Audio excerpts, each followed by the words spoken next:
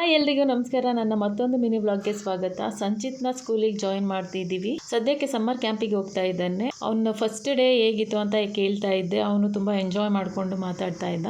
ಅದಾದ ನಂತರ ಈವ್ನಿಂಗು ನಾನು ಬಜ್ಜಿ ಮಾಡ್ತಾ ಇದ್ದೆ. ಸಪೋರ್ಟ್ ಮಾಡ್ತೀನಿ ಅಂತ ಹೇಳ್ಕೊಂಡು ಬಂದು ಅದನ್ನು ಮಿಕ್ಸ್ ಮಾಡ್ತಾ ಇದ್ದ. ಫಸ್ಟ್ ಡೇ ಅವನು ಹೊರಡಬೇಕಾದ್ರೆ ನಾನು ವಿಡಿಯೋ ಮಾಡೋಕ್ಕಾಗಿರಲಿಲ್ಲ. ಸೆಕೆಂಡ್ ಡೇ ಮಾಡೋಣ ಅಂತ ಹೇಳಿ ಮಾಡಿಕೊಂಡೆ. ಅವನ ಬಾಕ್ಸಿಗೆ ಅಂತ ಹೇಳಿ ಕ್ಯಾಶಿಯೋ ಮತ್ತು ಪಿಸ್ತಾನ ಹಾಕಿದ್ದೆ. ತಿಂಡಿಗೆ ಚೌಚೌಬಾತ್ ಮಾಡಿದ್ದೆ. ಆರಾಮಾಗಿ ತಿನ್ಕೊಂಡ. ಕೆಲವೊಂದು ಸಾರಿ ಸ್ವೀಟ್ನ ತಿನ್ನೋದಿಲ್ಲ, ಬರೀ ಉಪ್ಪಿಟ್ಟು ಮಾತ್ರ ತಿಂತಾನೆ. ಇವತ್ತು ಎರಡನ್ನೂ ಕೂಡ ತಿಂದ. ಅದಾದ ನಂತರ ಅವನು ರೆಡಿಯಾಗಿ ಅಪ್ಪನ ಕೈಲಿ ಬ್ಯಾಗ್ ಹಾಕಿಸ್ಕೊಂಡು ಇಬ್ರು ಕೂಡ ಹೊರಡಬೇಕಾದ್ರೆ ಅವನು ಬಾಯಿ ಹೇಳೋದಕ್ಕೆ ಬಾಯಿ ಮುಚ್ಕೊಂಡು ಬಾಯಿ ಹೇಳ್ತಾ ಇದ್ದ. ಬಾಯ್ ಅಂತ ಮೆಲ್ಮೆಲ್ಗೆ.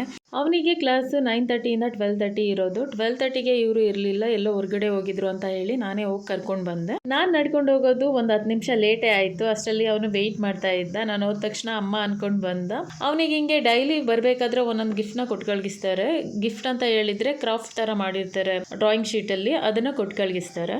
ಇದೆಲ್ಲ ನಮಗೆ ಫಸ್ಟ್ ಎಕ್ಸ್ಪೀರಿಯನ್ಸ್ ಆಗಿರುತ್ತೆ. ನಮ್ಮ ಮಕ್ಕಳನ್ನ ನಾವು ಸ್ಕೂಲಿಗೆ ಸೇರಿಸಿದಾಗ ಸ್ಪೆಷಲ್ ಆಗಿ ಕೇರ್ ಮಾಡ್ತೀವಿ, ಸ್ಪೆಷಲ್ ಆಗಿ ಟ್ರೀಟ್ ಮಾಡ್ತೀವಿ. ಅವರೊಂದು ಪೇಪರ್ ಕೊಟ್ಟರು ಸಹ ಅದನ್ನು ಎತ್ತಿಡೋದಕ್ಕೆ ಟ್ರೈ ಮಾಡ್ತೀವಿ.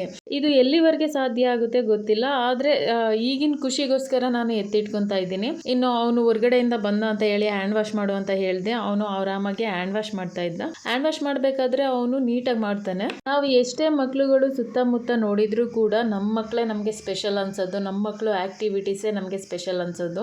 ಸದ್ಯ ಅವನು ಒಂದೊಂದೇ ವರ್ಡನ್ನ ಕಲಿತಾ ಇದ್ದಾನೆ. ಒಂದು ವರ್ಡನ್ನು ಸ್ಪೆಷಲ್ ಆಗಿ ಹೇಳಿದ್ರೆ ನಾನು ಅದನ್ನು ರೆಕಗ್ನೈಸ್ ಮಾಡ್ತೀನಿ. ಓಕೆ, ಇದನ್ನು ಇವನಿಗೆ ಅರ್ಥ ಆಗಿದೆ ಅಂತ ಹೇಳಿ ಅನಿಸುತ್ತೆ.